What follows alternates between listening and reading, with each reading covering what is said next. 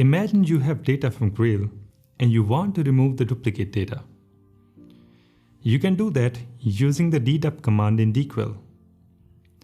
Start with the query to get your data, and then add the dedup command. After the command, you need to specify a dequal expression used for deduplication. Grail will evaluate this expression for each record and add the first record with the unique output of the expression to the final output. In this example, you are using a field name for deduplication. The final output would have the same number of records as the unique values in the given field. Here is another example.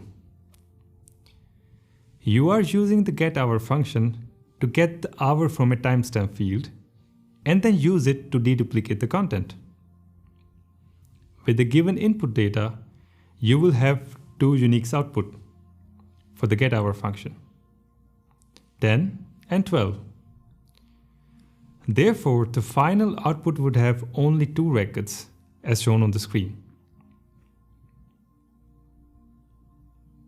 By default, the sequence of records that Grail chooses for deduplication is random.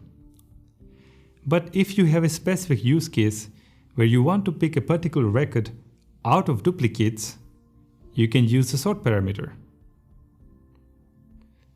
After the dequal expression, write the sort parameter and specify the field name for sorting with the sort direction as shown on the screen. In this example, you are sorting using the timestamp field in ascending order. Therefore, the records with the earliest timestamp will be part of the final output.